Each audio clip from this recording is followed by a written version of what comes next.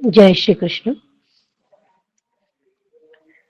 गुरुर्ब्रह्मा गुरुर्विष्णु गुरुर्देवो महेश्वरः गुरुः साक्षात् परब्रह्म तस्मै श्री गुरवे नमः। कृष्णाय वासुदेवाय हरये परमात्मने प्रणतक्लेशनाशाय गोविन्दाय नमो नमः। नमामि सद्गुरुं शान्तं सच्चिदानन्दविग्रहं पूर्णब्रह्मपरानन्दम् ईशमानन्दिवल्लभम्।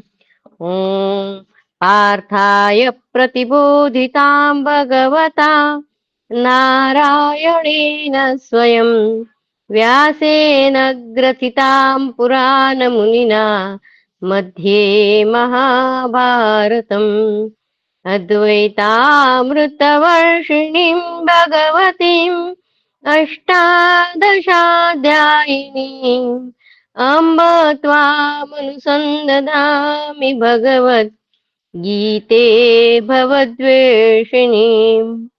नमोऽस्तु ते व्यासविशालबुद्धे फुल्लारविन्दायतपत्रनेत्र येन त्वया भारततैलपूर्णः प्रज्वालितो ज्ञानमयः प्रदीपः। प्रपन्नपारिजाताय स्तोत्रवेत्रैकपाणये ज्ञानमुद्राय कृष्णाय गीतामृतदुहे नमः। नारायणं नमस्कृत्य नरं चैव नरोत्तमं देवीं सरस्वतीं व्यासं ततो जयमुदीरये। अथ नवनवतितमोऽध्यायः। महर्षि वशिष्ठ द्वारा वसुओं को शाप प्राप्त होने की कथा। कल हमने देखा था कि गंगा जब स्वर्ग से नीचे आ रही थी तो उनको कुछ वसु भी नीचे आते हुए दिखे थे। तो उन्होंने बताया था कि हमें शाप मिला है वशिष्ठ द्वारा और वो पृथ्वी लोक पर जा रहे हैं, वहां पे उनको जन्म लेना है। तो किसी साधारण स्त्री के गर्भ में वो जाना नहीं चाहते हैं। तो गंगा जी भी वहां जा रही है तो उन्होंने उनसे कहा कि हम आपके ही गर्भ में आएंगे। तो उन वसुओं को महर्षि वशिष्ठ ने शाप क्यों दिया था? शांतनु ने पूछा, देवी ये आप और नाम के महात्मा कौन है और वसुओं का क्या अपराध था जिससे आप के शाप से उन सबको मनुष्य योनि में आना पड़ा? और तुम्हारे दिए हुए इस पुत्र ने कौन सा कर्म किया है जिसके कारण यह मनुष्य लोक में निवास करेगा? 7 पुत्र उन्होंने गंगा जी में बहा दिए हैं और एक पुत्र उन्होंने शांतनु को दिया है। तो वो पूछ रहे हैं कि तुम्हारे दिए हुए इस पुत्र ने कौन सा कर्म किया है जिसके कारण यह मनुष्य लोक में निवास करेगा? जाह्नवी, वसु तो समस्त लोकों के अधीश्वर है, वे कैसे मनुष्य लोक में उत्पन्न हुए? यह सब बात मुझे बताओ। वैशंपायन जी कहते हैं, नरश्रेष्ठ जन्मेजय अपने पति राजा शांतनु के इस प्रकार पूछने पर जन्म पुत्री गंगा देवी ने उनसे इस प्रकार कहा।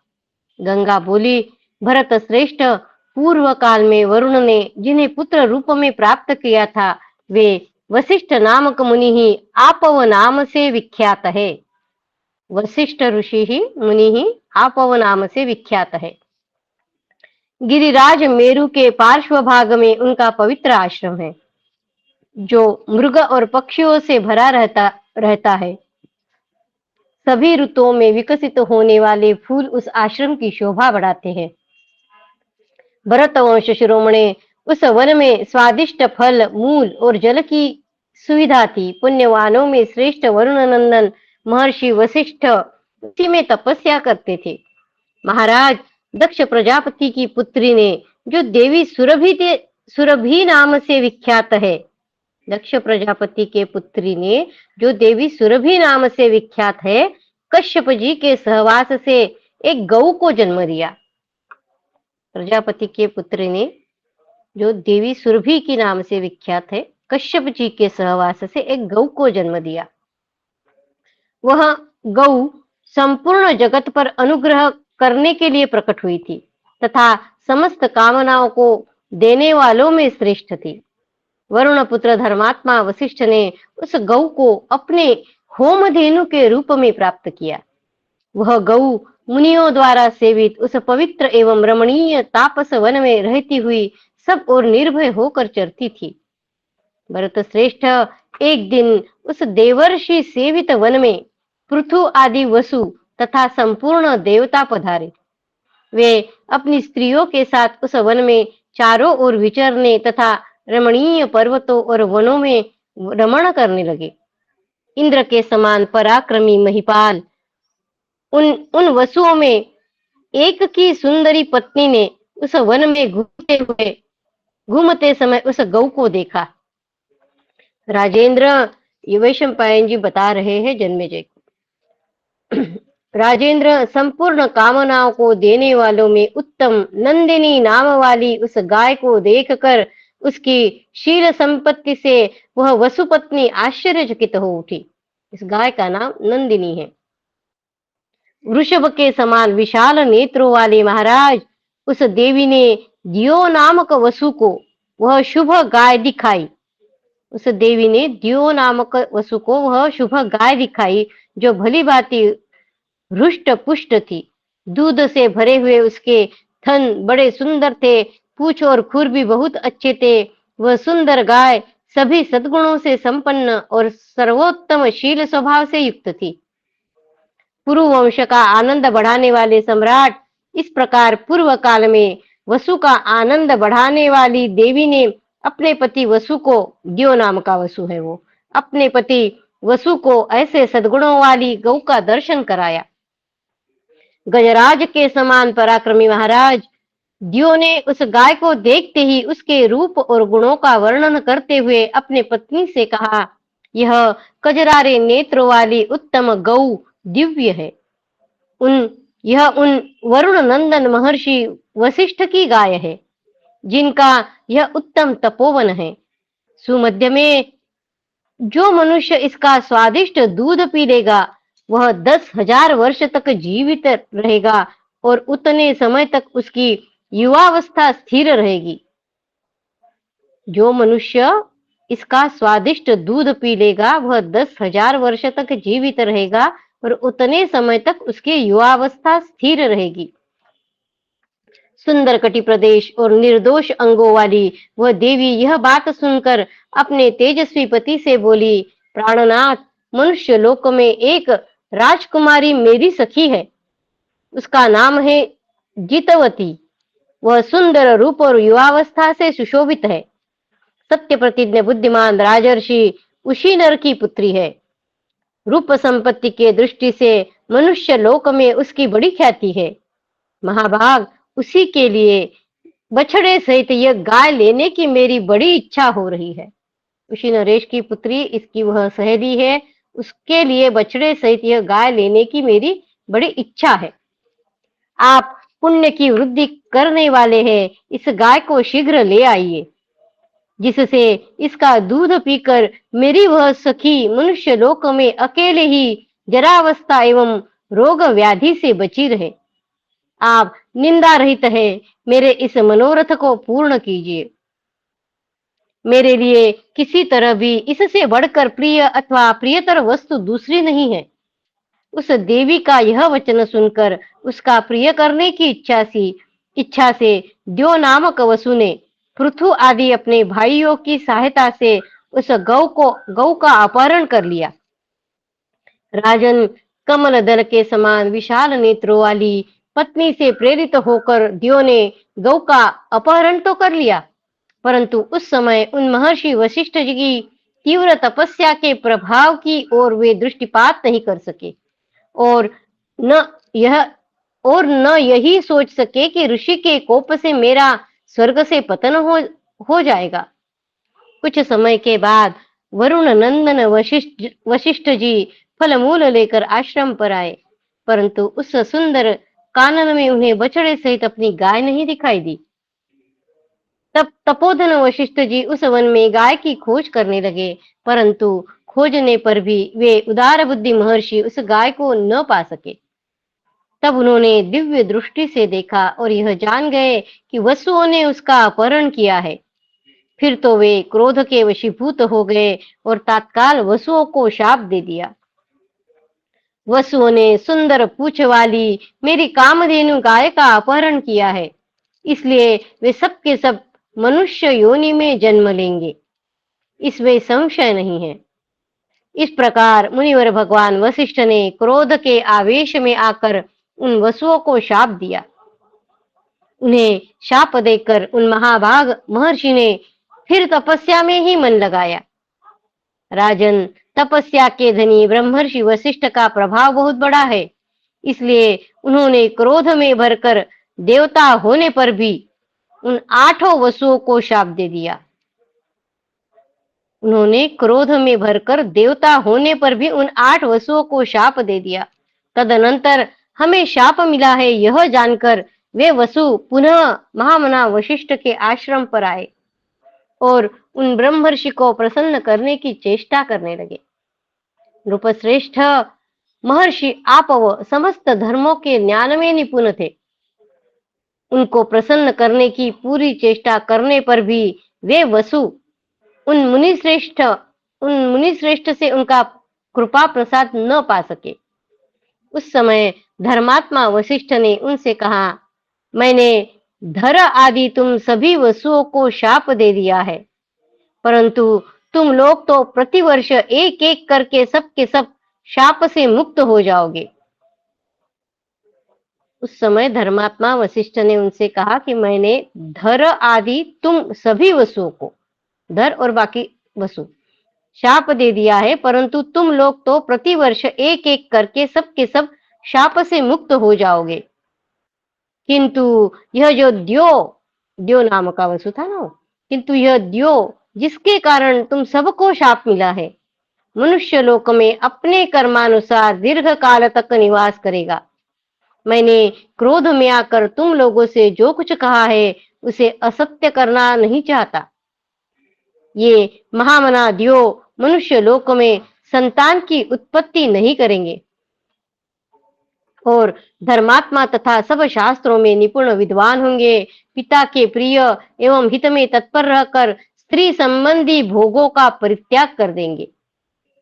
उन सब वसुओं से ऐसी बात कहकर वे महर्षि वहां से चल दिए। तब वे सब वसु एकत्र होकर मेरे पास आए। राजन, उस समय उन्होंने मुझसे याचना की और मैंने, गंगा जी बता रही, तब वो मेरे पास आए। उस समय उन्होंने मुझसे याचना की, मैंने उसे पूर्ण किया। उनकी याचना इस प्रकार थी कि गंगे, हम जो जो जन्म ले तुम स्वयं हमें अपने जल में डाल देना। इस प्रकार उन शापग्रस्त वसुओं को इस मनुष्य लोक से मुक्त करने के लिए मैंने यथावत प्रयत्न किया है। गंगा जी शांतनु जी से कह रही है।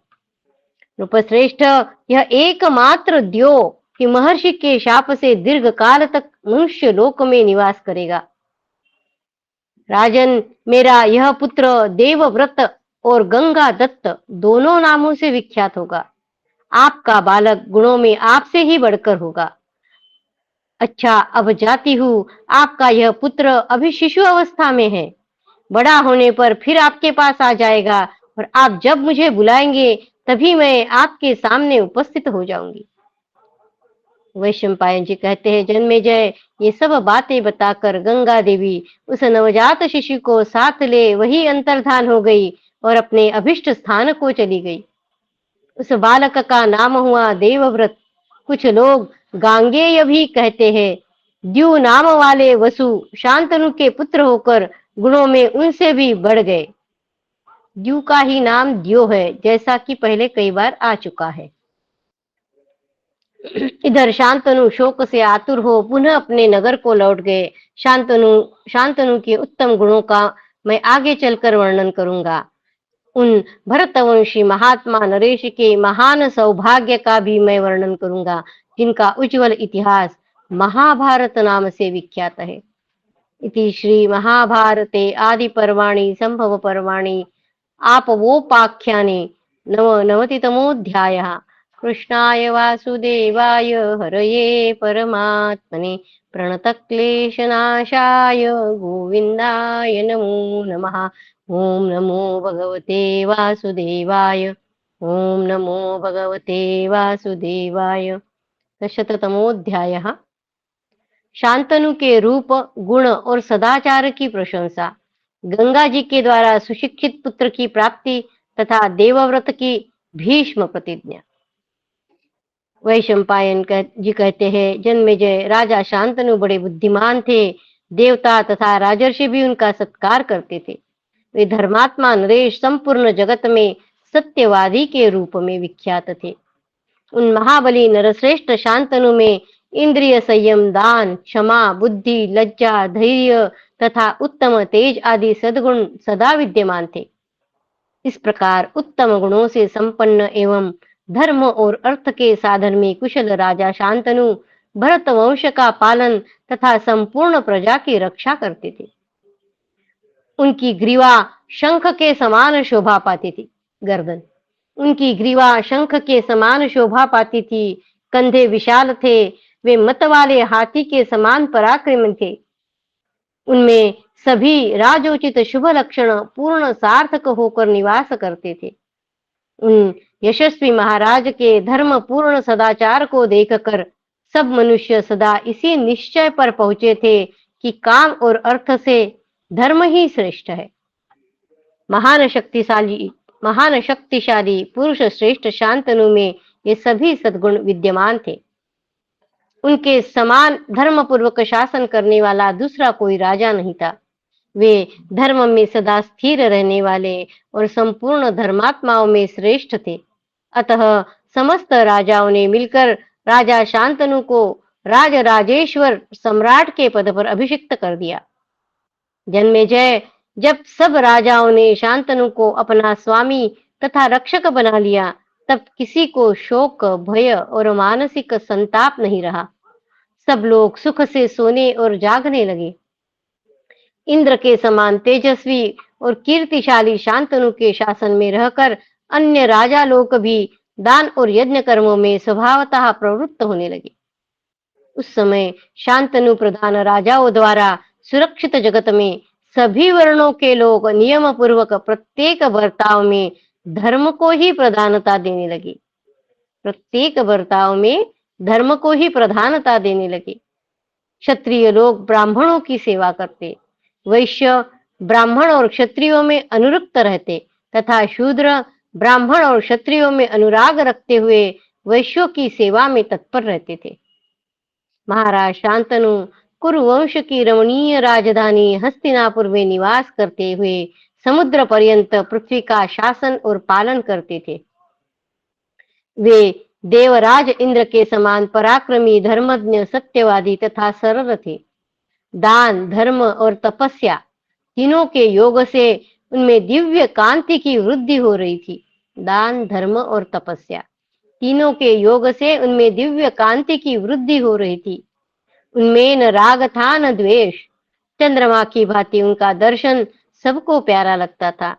वे तेज में सूर्य और वेग में वायु के समान जान पड़ते थे। क्रोध में यमराज और क्षमा में पृथ्वी की समानता करते थे। तेज में सूर्य, वेग में वायु, क्रोध में यमराज और क्षमा में पृथ्वी की समानता करते थे।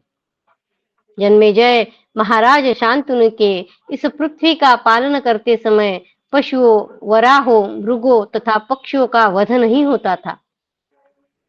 उनके राज्य में ब्रह्म और धर्म की प्रधानता थी। महाराज शांतनु बड़े विनयशील तथा कामराग आदि दोषों से दूर रहने वाले थे। वे सब प्राणियों का समान भाव से शासन करते थे। उन दिनों देव यज्ञ, ऋषि यज्ञ तथा पितृयज्ञ के लिए कर्मों का आरंभ होता था। अधर्म का भय होने के कारण किसी भी प्राणी का वध नहीं किया जाता था। अधर्म का भय होने के कारण किसी भी प्राणी का वध नहीं किया जाता था। दुखी, अनाथ एवं पशु पक्षी की योनि में पड़े हुए जीव, इन सब प्राणियों का वे राजा शांतनु ही पिता के समान पालन करते थे। कुरुवंशी नरेशों में श्रेष्ठ राजराजेश्वर शांतनु के शासन काल में सबकी वाणी सत्य के आश्रित थी। सभी सत्य बोलते थे और सबका मन दान एवं धर्म में लगता था। राजा शांतनु 16, 8, 4 और 8 कुल 36 वर्षों तक स्त्री विषयक अनुराग का अनुभव न करते हुए वन में रहे। वसु के अवतारभूत गांगेय उनके पुत्र हुए, जिनका नाम देवव्रत था। वे पिता के समान ही रूप, आचार, व्यवहार तथा विद्या से संपन्न थे। लौकिक और अलौकिक सब प्रकार के अस्त्र शस्त्रों की कला में वे पारंगत थे। उनके बल, सत्व तथा वीर्य, सत्व यानी धैर्य और वीर यानी पराक्रम, महान थे। वे महारथी वीर थे।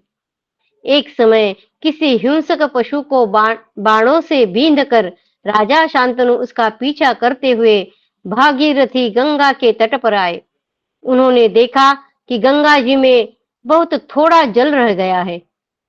उसे देखकर पुरुषों में श्रेष्ठ महाराज शांतनु इस चिंता में पड़ गए कि यह सरिताओं में श्रेष्ठ देव नदी आज पहले की तरह क्यों नहीं बह रही है।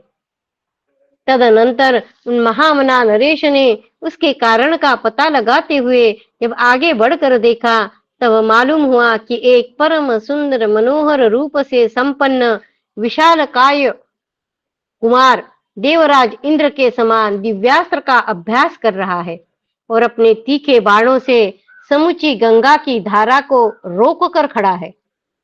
राजा ने उसके निकट की गंगा नदी को उसके बाणों से व्याप्त देखा।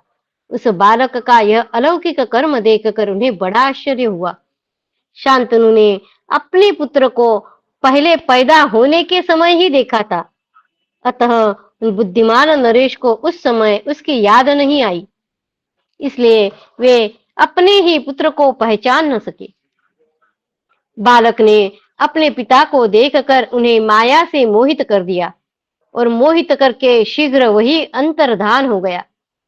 यह अद्भुत बात देखकर राजा शांतनु को कुछ संदेह हुआ और उन्होंने गंगा से अपने पुत्र को दिखाने को कहा।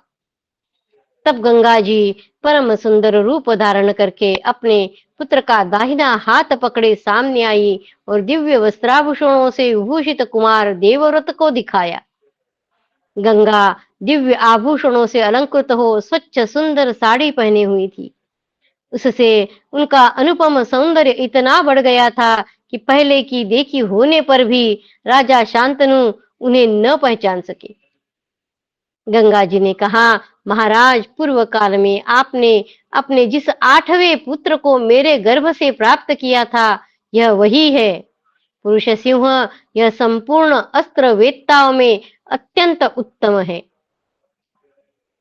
राजन, मैंने इसे पाल पोस कर बड़ा कर दिया है। अब आप अपने इस पुत्र को ग्रहण कीजिए। नरश्रेष्ठ स्वामिन, इसे घर ले जाइए। आपको यह बलवान पुत्र महर्षि वशिष्ठ से 6 अंगों सहित समस्त वेदों का अध्ययन कर चुका है। यह अस्त्र विद्या का भी पंडित है, महान धनुर्धर है और युद्ध में देवराज इंद्र के समान पराक्रमी है।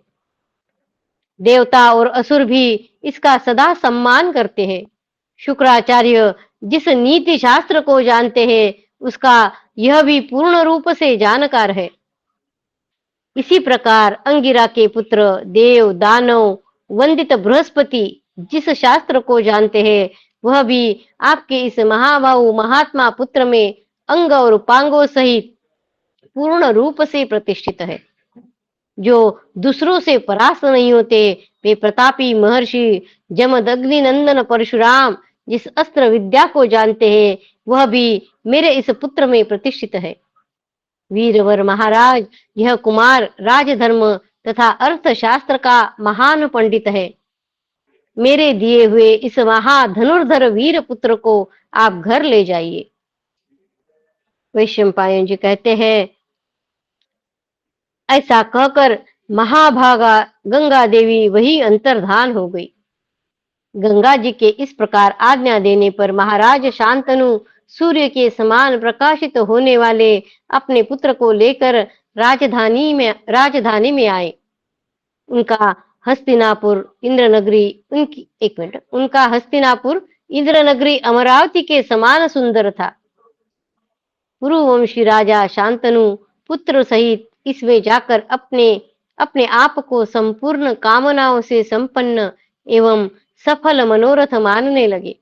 तदनंतर उन्होंने सबको अभय देने वाले महात्मा एवं गुणवान पुत्र को राजकाज में सहयोग करने के लिए समस्त पौरवों के बीच में युवराज पद पर अभिषिक्त कर दिया। जन्मेजय शांतनु के उस महायशस्वी पुत्र ने अपने आचार व्यवहार से पिता को, पौरव समाज को तथा समूचे राष्ट्र को प्रसन्न कर लिया। अमित पराक्रमी राजा शांतनु ने वैसे गुणवान पुत्र के साथ आनंद पूर्वक रहते हुए 4 वर्ष व्यतीत किए। एक दिन वे यमुना नदी के निकटवर्ती वन में गए। वहां राजा को अवर्णनीय एवं परम उत्तम सुगंध का अनुभव हुआ। वे उसके उद्गम स्थान को पता लगाते हुए सब ओर विचरने लगे। घूमते घूमते उन्होंने मल्लाहों की एक कन्या देखी जो देवांगनाओं के समान रूपवती थी। श्याम नेत्रों वाली उस कन्या को देखते ही राजा ने पूछा, भीरू, तू कौन है, किसकी पुत्री है और क्या करना चाहती है? वह बोली, राजन, आपका कल्याण हो, मैं निषाद कन्या हूँ और अपने पिता महामना निषाद राज की आज्ञा से धर्मार्थ के लिए नाव चलाती हूँ। राजा शांतनु ने रूप माधुर्य तथा सुगंध से युक्त देवांगना के तुल्य उस निषाद कन्या को देखकर उसे प्राप्त करने की इच्छा की। तदनंतर उसके पिता के समीप जाकर उन्होंने उसका वर्ण किया। उन्होंने उसके पिता से पूछा, मैं अपने लिए तुम्हारी कन्या चाहता हूँ। यह सुनकर निषाद राज ने राजा शांतनु को यह उत्तर दिया, जनेश्वर, जब से इस सुंदरी कन्या का जन्म हुआ है तभी से मेरे मन में यह चिंता है कि इसका किसी श्रेष्ठ वर के साथ विवाह करना चाहिए, किंतु मेरे हृदय में एक अभिलाषा है, उसे सुन लीजिए।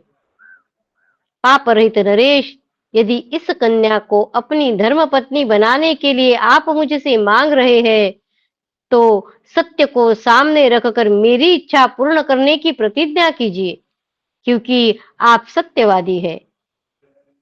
राजन, मैं इस कन्या को एक शर्त के साथ आपकी सेवा में दूंगा। मुझे आपके समान दूसरा कोई श्रेष्ठ वर कभी नहीं मिलेगा। शांतनु ने कहा, निषाद, पहले तुम्हारे अभिष्ट वर को सुन लेने पर मैं उसके विषय में कुछ निश्चय कर सकता हूँ। यदि देने योग्य हो तो दूंगा और देने योग्य नहीं होगा तो कदापि नहीं दे सकता। निषाद बोला, पृथ्वीपते, इसके गर्भ से जो पुत्र उत्पन्न हो आपके बाद उसी का राजा के पद पर अभिषेक किया जाए, अन्य किसी राजकुमार का नहीं। वैशंपायन जी कहते हैं, जन्मेजय राजा शांतनु प्रचंड कामाग्नि से जल रहे थे तो भी उनके मन में निषाद को वह वर देने की इच्छा नहीं हुई। काम की वेदना से उनका चित्त चंचल था। वे उस निषाद कन्या का ही चिंतन करते हुए उस समय हस्तिनापुर को लौट गए। तदनंतर एक दिन राजा शांतनु ध्यानस्थ होकर कुछ सोच रहे थे, चिंता में पड़े थे।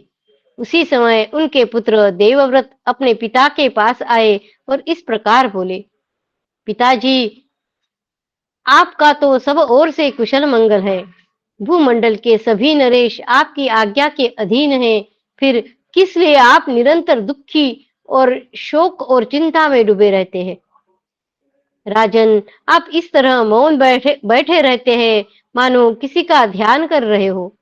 मुझसे कोई बातचीत तक नहीं करते, घोड़े पर सवार हो कहीं बाहर भी नहीं निकलते। आपकी कांति मलिन होती जा रही है, आप पीले और दुबले हो गए हैं। आपको कौन सा रोग लग गया है, यह मैं जानना चाहता हूँ, जिससे मैं उसका प्रतिकार कर सकूं। पुत्र के ऐसा कहने पर शांतनु ने उत्तर दिया, बेटा, इसमें संदेह नहीं है कि मैं चिंता में डूबा रहता हूँ। वह चिंता कैसी है सो बताता हूँ, सुनो। तुम इस विशाल वंश में मेरे एक ही पुत्र हो। तुम भी सदा अस्त्र शस्त्रों के अभ्यास में लगे रहते हो और पुरुषार्थ के लिए सदैव उद्यत रहते हो। बेटा, मैं इस जगत की अनित्यता को लेकर निरंतर शोकग्रस्त एवं चिंतित रहता हूँ।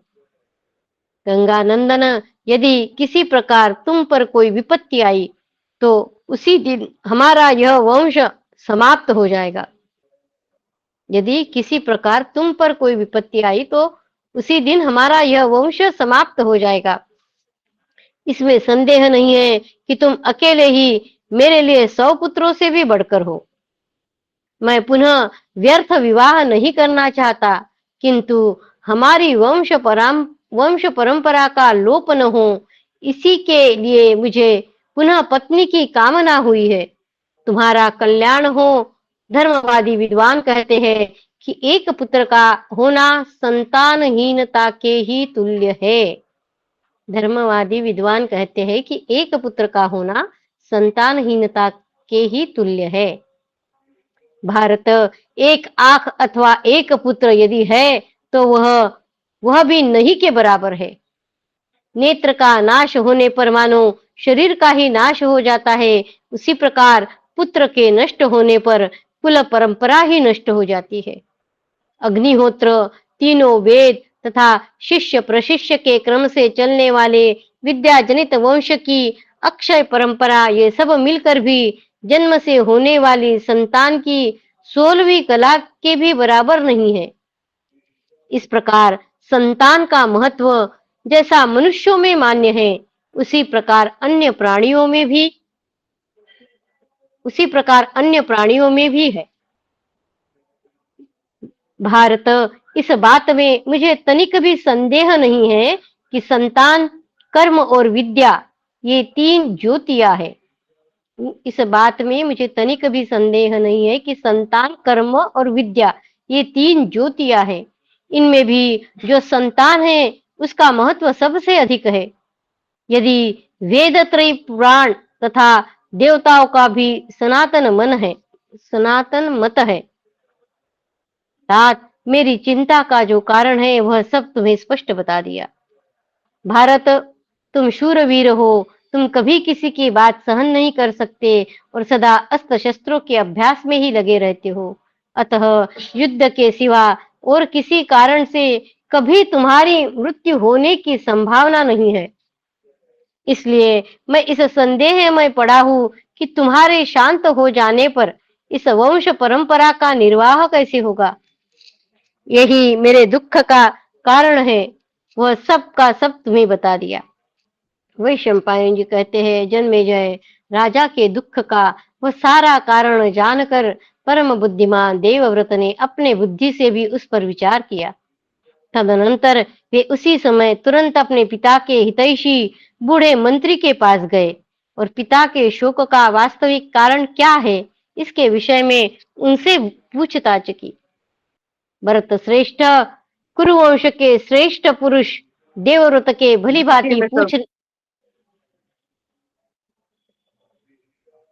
भरत श्रेष्ठ कुरुवंश के श्रेष्ठ पुरुष देवव्रत के भली भांति पूछने पर वृद्ध मंत्री ने बताया कि महाराज एक कन्या से विवाह करना चाहते हैं। उसके बाद भी दुख से दुखी देवव्रत ने पिता के सारथी को बुलाया।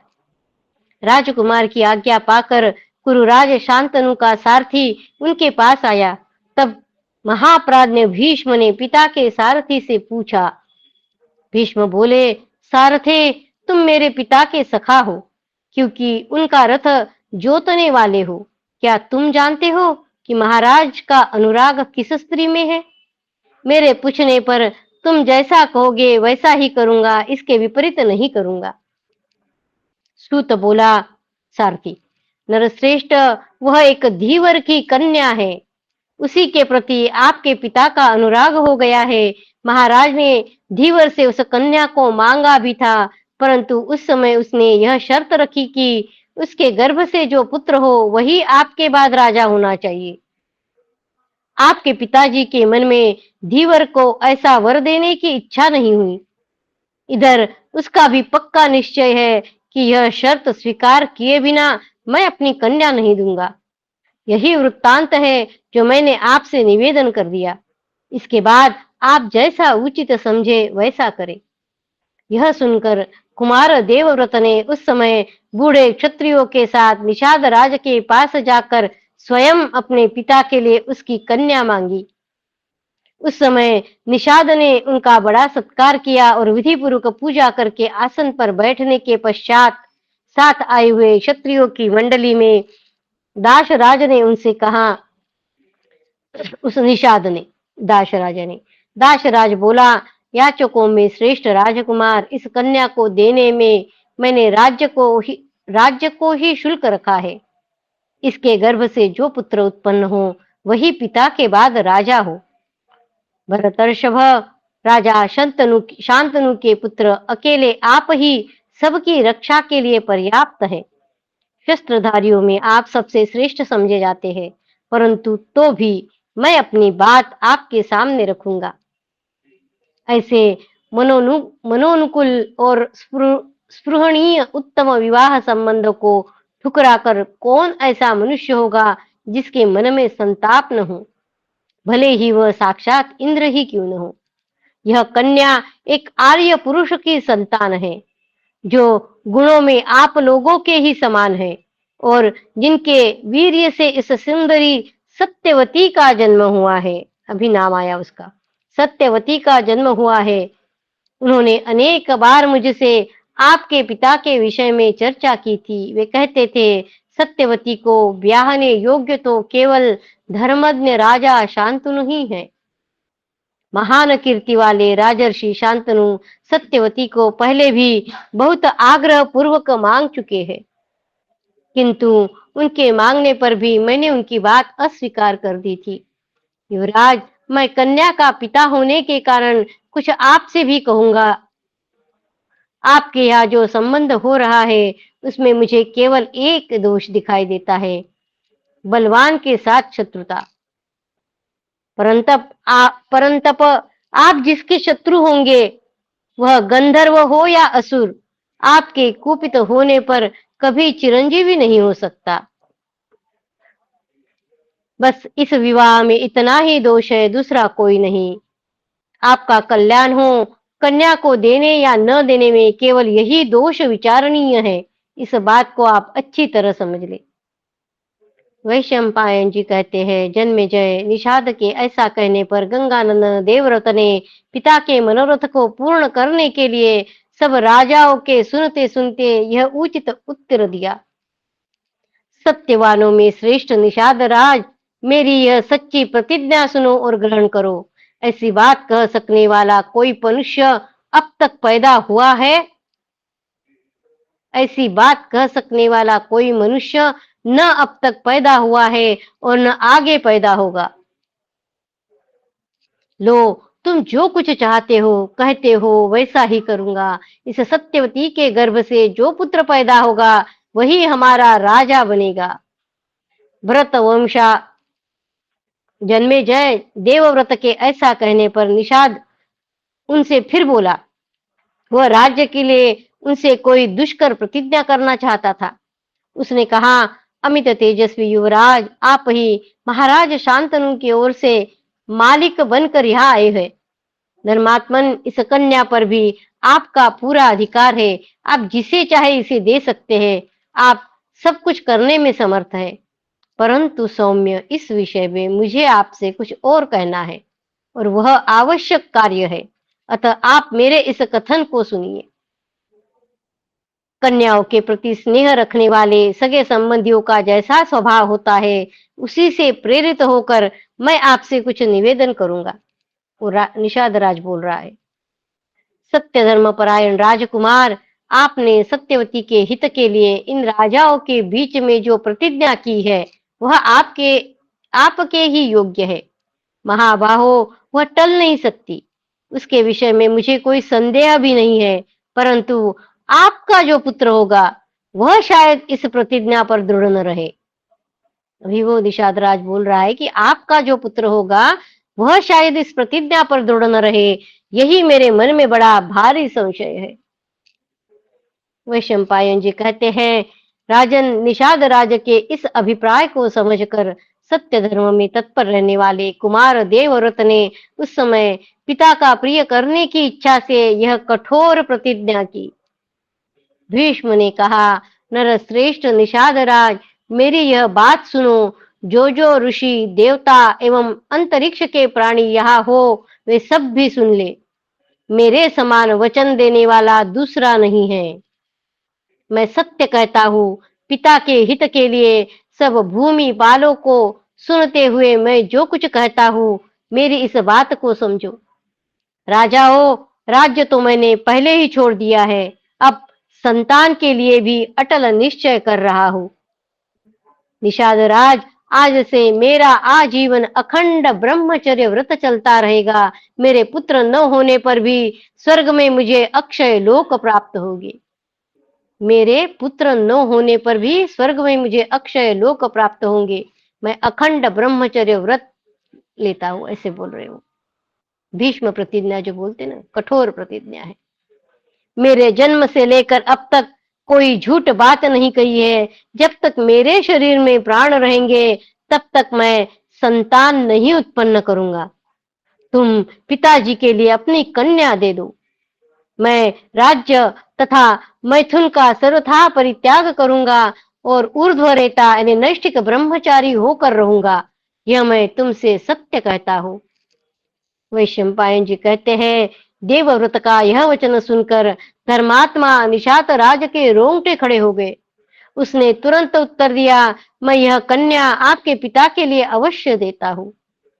उस समय अंतरिक्ष में अप्सरा, देवता तथा ऋषिगण फूलों की वर्षा करने लगे और बोल उठे, ये भयंकर प्रतिज्ञा करने वाले राजकुमार भीष्म हैं, अर्थात भीष्म के नाम से इनकी ख्याति होगी।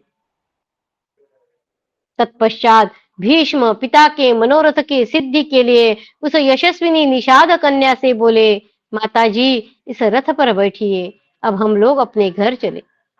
वैशंपायन जी कहते हैं, जन्मेजय, ऐसा कहकर भीष्म ने उस भामिनी को रथ पर बिठा लिया और हस्तिनापुर आकर उसे महाराज शांतनु को सौंप दिया। उनके उस दुष्कर कर्म की सब राजा लोग एकत्र होकर और अलग अलग भी प्रशंसा करने लगे। सबने एक स्वर से कहा, यह राजकुमार वास्तव में भीष्म है। भीष्म के द्वारा किए हुए उस दुष्कर कर्म की बात सुनकर राजा शांतनु बहुत संतुष्ट हुए और उन्होंने उन महात्मा भीष्म को स्वच्छंद मृत्यु का वरदान दिया। वे बोले, मेरे निष्पाप पुत्र, तुम जब तक यहाँ जीवित रहना चाहोगे, तब तक मृत्यु तुम्हारे ऊपर अपना प्रभाव नहीं डाल सकती। तुमसे आज्ञा लेकर ही मृत्यु तुम पर अपना प्रभाव प्रकट कर सकती है। इन सारी बातों से उनको इच्छा मरण जो बोलते हैं वह प्राप्त हुआ था। इति श्री महाभारते आदि पर्वाणि संभव पर्वाणि सत्यवती लाभोपाख्याने शततमोऽध्यायः। कृष्णाय वासुदेवाय हरये परमात्मने प्रणतक्लेशनाशाय गोविन्दाय नमो नमः। ओम नमो भगवते वासुदेवाय। ओम नमो भगवते वासुदेवाय। एकाधिक शततमोऽध्यायः। सत्यवती के गर्भ से चित्रांगद और विचित्र वीर्य की उत्पत्ति, शांतनु और चित्रांगद का निधन तथा विचित्र वीर्य का राज्याभिषेक। वैशंपायन जी कहते हैं, सत्यवती चेदिराज वसु की पुत्री है और निषाद राज ने उसका पालन पोषण किया है। यह जानकर राजा शांतनु ने उसके साथ शास्त्रीय विधि से विवाह किया। तदनंतर विवाह संपन्न हो जाने पर राजा शांतनु ने उस रूपवती कन्या को अपने महल में रखा।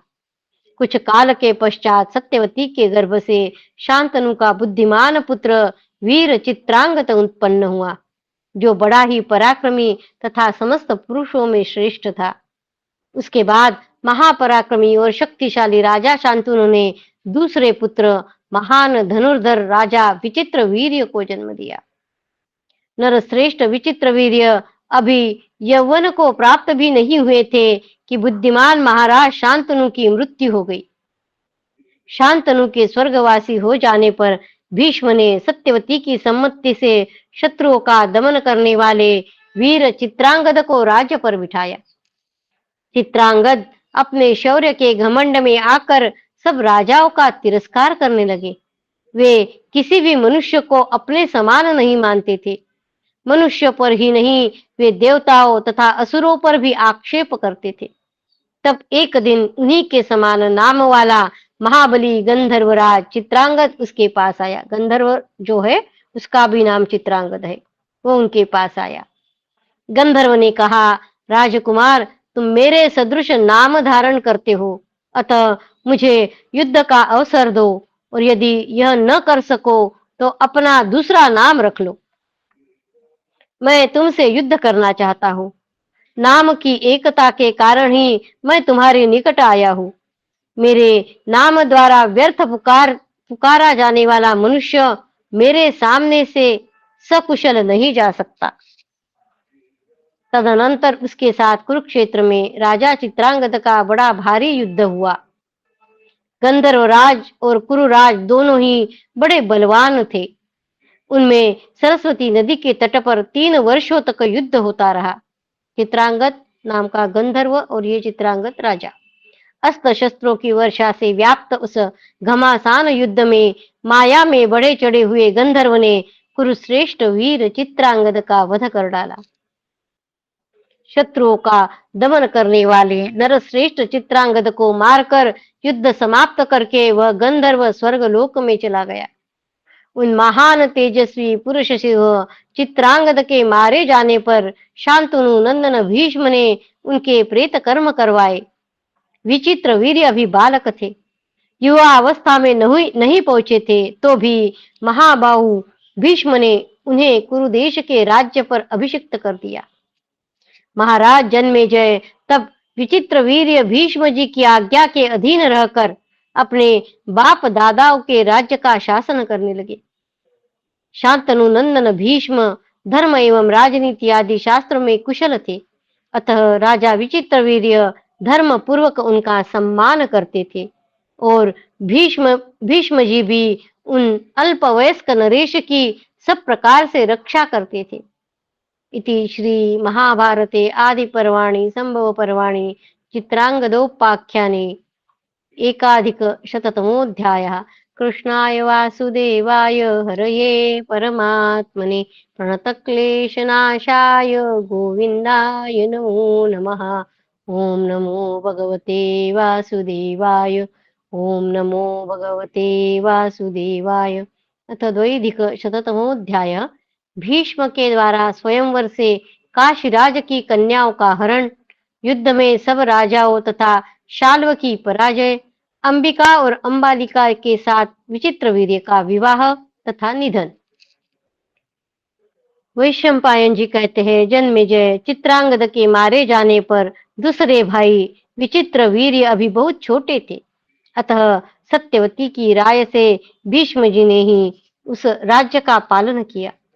जब विचित्र वीर्य धीरे धीरे युवावस्था में पहुंचे, तब बुद्धिमानों में श्रेष्ठ भीष्म जी ने उनकी वह अवस्था देख विचित्र वीर्य के विवाह का विचार किया।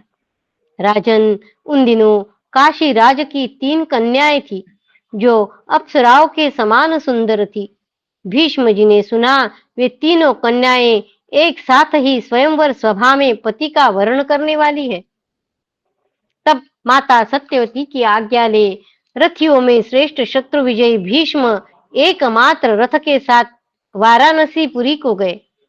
वहां शांतनु नंदन भीष्म ने देखा, सब ओर से आए हुए राजाओं का समुदाय स्वयंवर सभा में जुटा हुआ है, और वे कन्याएं भी स्वयंवर में उपस्थित है। उस समय सब और राजाओं के नाम ले लेकर उन सब का परिचय दिया जा रहा था। इतने में ही शांतनु नंदन भीष्म, जो अब वृद्ध हो चले थे, वहां अकेले ही आ पहुंचे। उन्हें देखकर वे सब परम सुंदरी कन्याएं उद्विग्न सी हो गई। ये बूढ़े हैं, ऐसा सोचती हुई वहां से दूर भाग गई। वहां जो नीच स्वभाव के नरेश एकत्र थे, वे आपस में ये बात कहते हुए उनकी हंसी उड़ाने लगे। भरत वंशियों में श्रेष्ठ भीष्म तो बड़े धर्मात्मा सुने जाते थे। ये बूढ़े हो गए हैं, शरीर में झुर्रियां पड़ गई है, सिर के बाल सफेद हो चुके हैं, फिर क्या कारण है कि यह यहाँ आए हैं, इस स्वयंवर में आए हैं? ये तो बड़े निर्लज्ज जान पड़ते हैं। अपनी प्रतिज्ञा झूठी करके ये लोगों में क्या कहेंगे, कैसे मुंह दिखाएंगे? भूमंडल में व्यर्थ ही यह बात फैल गई है कि भीष्म जी ब्रह्मचारी है। वैशंपायन जी कहते हैं, जन्मेजय, क्षत्रियों की यह बातें सुनकर भीष्म अत्यंत कुपित हो उठे। राजन, वे शक्तिशाली तो थे ही, उन्होंने उस समय स्वयं ही समस्त कन्याओं का वर्ण किया। इतना ही नहीं, प्रहार करने वालों में श्रेष्ठ वीरवर भीष्म ने उन कन्याओं को उठाकर रथ पर चढ़ा लिया और समस्त राजाओं को ललकारते हुए मेघ के समान गंभीर वाणी में कहा। विद्वानों ने कन्या को यथाशक्ति वस्त्राभूषण से विभूषित करके गुणवान वर को बुलाकर उसे कुछ धन देने के साथ ही कन्यादान करना उत्तम बताया है। ब्राह्म विवाह। कुछ लोग एक जोड़ा गाय और एक बैल लेकर कन्यादान करते हैं, यह आर्ष विवाह है। कितने ही मनुष्य नियत धन लेकर कन्यादान करते हैं, यह आसुरी विवाह है। कुछ लोग बल से कन्या को हरण करते हैं, यह राक्षस विवाह है। दूसरे लोग वर और कन्या की परस्पर अनुमति होने पर विवाह करते हैं, यह गांधर्व विवाह है। कुछ लोग अचेत अवस्था में पड़ी हुई कन्या को उठा ले जाते हैं, यह पिशाच विवाह है। कुछ लोग वर और कन्या को एकत्र करके स्वयं ही उनसे प्रतिज्ञा कराते हैं कि हम दोनों गार्हस्थ धर्म का पालन करेंगे। फिर कन्या पिता दोनों की पूजा करके अलंकार युक्त कन्या का वर के लिए दान करता है। इस प्रकार विवाहित होने वाले प्राजापत्य विवाह के रीति से पत्नी की उपलब्धि करते हैं। कुछ लोग आर्ष विधि यानी यज्ञ करके ऋत्विजों को कन्या देते हैं। इस प्रकार विवाहित होने वाले दैव विवाह की रीति से पत्नी प्राप्त करते हैं। इस तरह विद्वानों ने यह विवाह का 8वां प्रकार माना है। इन सबको तुम लोग समझो। क्षत्रिय स्वयंवर की प्रशंसा करते हैं और उसमें जाते हैं, परंतु उसमें भी समस्त राजाओं को परास्त करके जिस कन्या का अपहरण किया जाता है, धर्मवादी विद्वान क्षत्रिय के लिए उसे सबसे श्रेष्ठ मानते हैं। क्षत्रिय स्वयंवर की प्रशंसा करते हैं, उसमें जाते हैं, परंतु उसमें भी समस्त राजाओं को परास्त करके जिस कन्या का अपहरण किया जाता है, धर्मवादी विद्वान क्षत्रिय के लिए उससे सबसे श्रेष्ठ मानते हैं। सारे राजाओं को परास्त करके जिस कन्या का अपहरण किया जाता है, तो उसे सबसे श्रेष्ठ क्षत्रिय में श्रेष्ठ मानते हैं। अतः भूमि पालो, मैं इन कन्याओं को यहाँ से बलपूर्वक हर ले जाना चाहता हूँ। तुम लोग अपनी सारी शक्ति लगाकर विजय अथवा पराजय के लिए मुझे रोकने का प्रयत्न करो। राजाओं, मैं युद्ध के लिए दृढ़ निश्चय करके यहाँ डटा हूँ।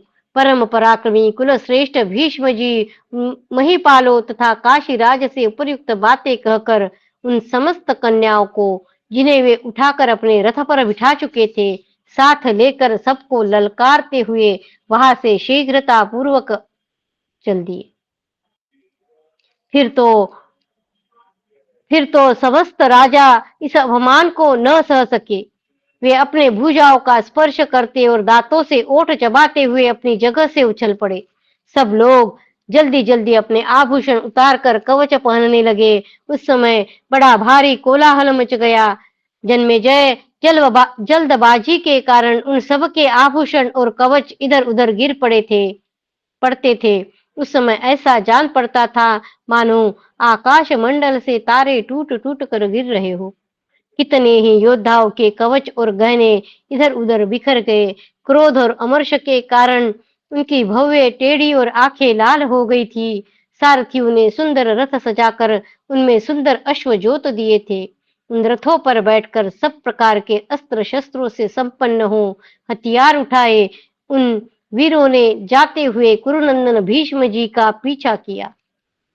जन्मेजय, तदनंतर उन राजाओं और भीष्म जी का घोर संग्राम हुआ। भीष्म जी अकेले थे और राजा लोग बहुत। उनमें रोंगटे खड़े कर देने वाला भयंकर संग्राम छिड़ गया। राजन, उन नरेशों ने भीष्म जी पर एक ही साथ 10,000 बाण चलाए, परंतु भीष्म जी ने उन सबको अपने ऊपर आने से पहले बीच में ही विशाल पंख युक्त बाणों की बौछार करके शीघ्रता पूर्वक काट गिराया। तब वे सब राजा उन्हें चारों ओर से घेर कर उनके ऊपर उसी प्रकार बाणों की छड़ी लगाने लगे, जैसे बादल पर्वत पर पानी की धारा बरसाते हैं। भीष्म जी ने सब ओर से उन बाण वर्षा को रोककर उन सभी राजाओं को 3-3 बाणों से घायल कर दिया। तब उनमें से प्रत्येक ने भीष्म जी को 5-5 बाण मारे। फिर भीष्म जी ने भी अपना पराक्रम प्रकट करते हुए प्रत्येक योद्धा को 2-2 बाणों से बींध डाला। बाणों और शक्तियों से व्याप्त उनका वह तुमुल युद्ध देवासुर संग्राम के समान भयंकर जान पड़ता था। उस समरांगण में भीष्म ने लोक विख्यात वीरों के देखते देखते उनके धनुष, ध्वजा के अग्रभाग, कवच और मस्तक सैकड़ों और हजारों की संख्या में काट गिराए। युद्ध में रथ से विचरने वाले भीष्म जी की दूसरे वीरों से बढ़कर हाथ की पूर्ति और आत्मरक्षा आदि की शत्रुओं ने भी सराहना की। संपूर्ण शस्त्रधारियों में श्रेष्ठ भरत कुलभूषण भीष्म जी ने उन सब योद्धाओं को जीत कर कन्याओं को साथ ले भरत वंशियों की राजधानी हस्तिनापुर को प्रस्थान किया।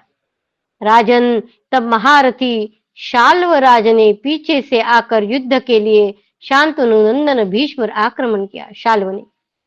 शाल्व के शारीरिक बल की कोई सीमा नहीं थी। जैसे हथिनी के पीछे लगे हुए एक गजराज के पृष्ठ भाग में उसका पीछा करने वाला दूसरा युद्धपति दांतों से प्रहार करके उसे विदीर्ण करना चाहता है, उसी प्रकार बलवानों में श्रेष्ठ महाबाहु शाल्वराज स्त्री को पाने की इच्छा से ईर्ष्या और क्रोध के वशीभूत हो भीष्म का पीछा करते हुए उनसे बोला, अरे ओ खड़ा रह।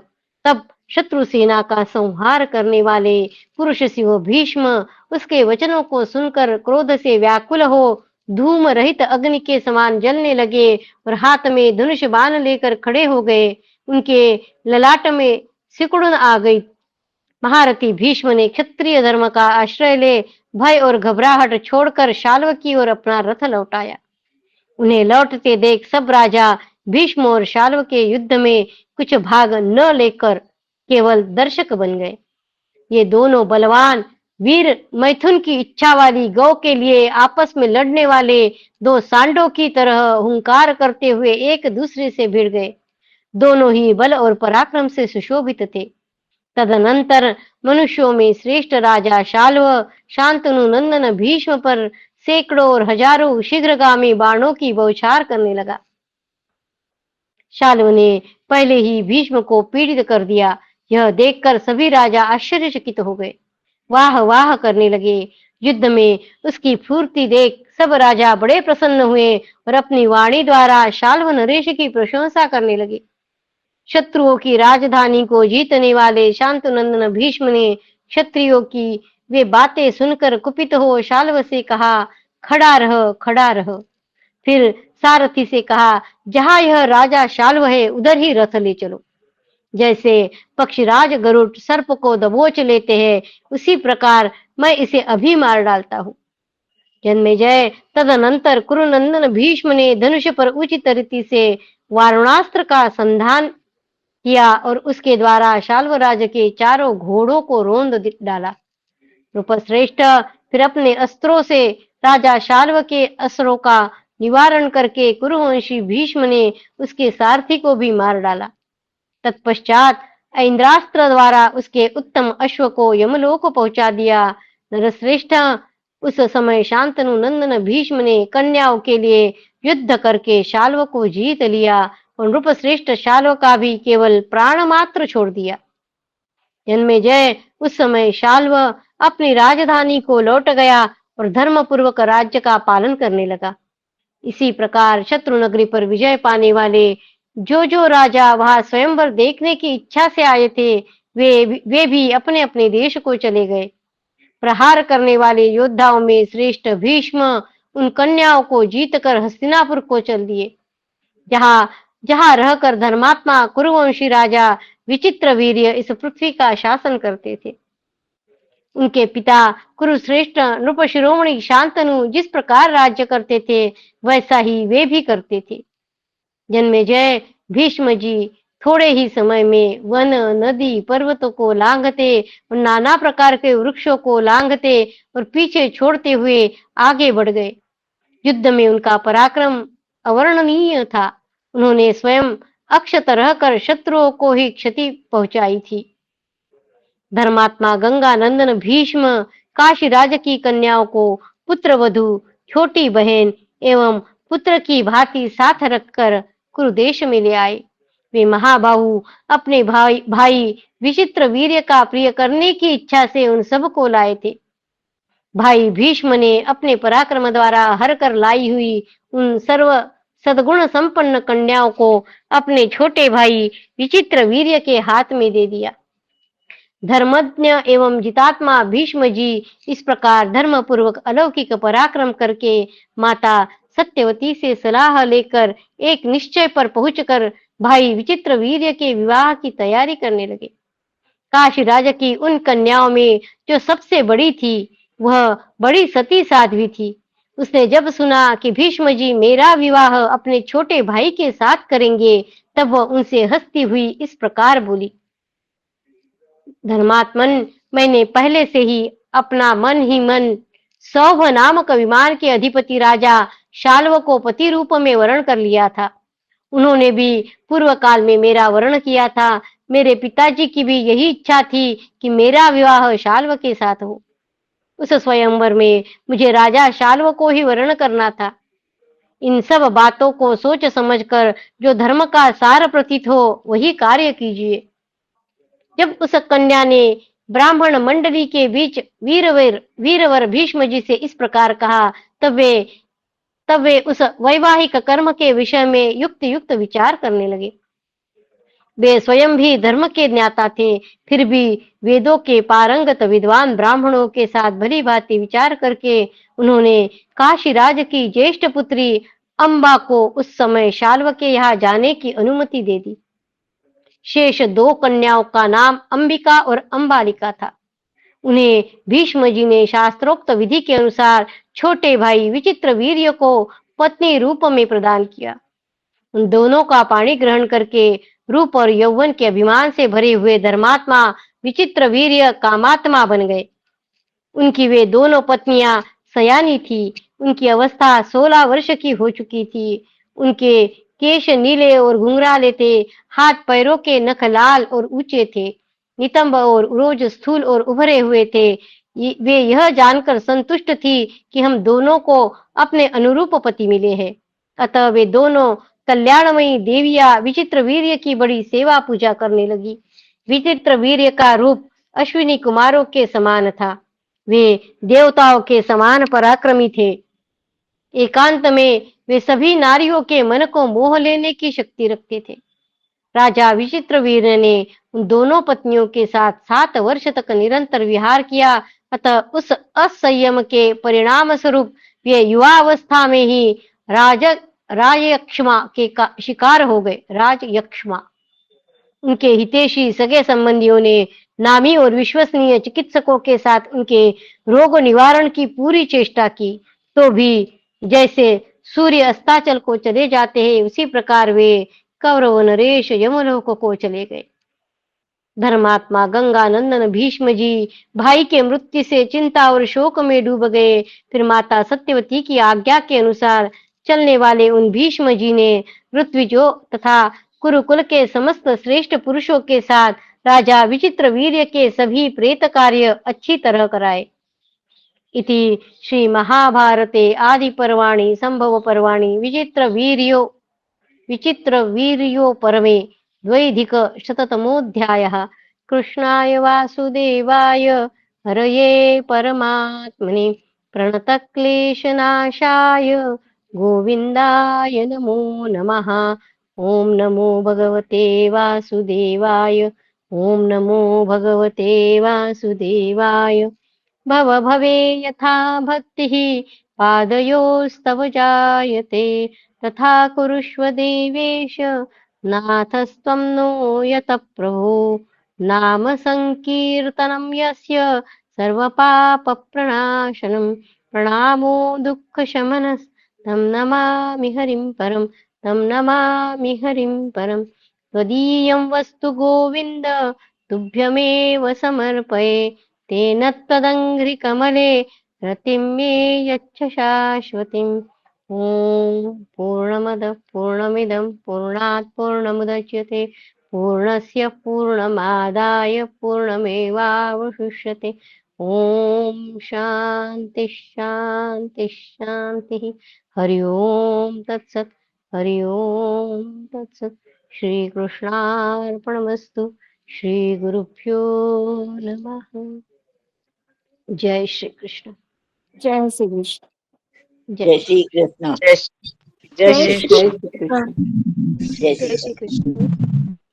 जय श्री कृष्ण। जय श्री राम। जय श्री कृष्ण ताई, बहुत बहुत धन्यवाद। सभी को प्रणाम। जय श्री राम।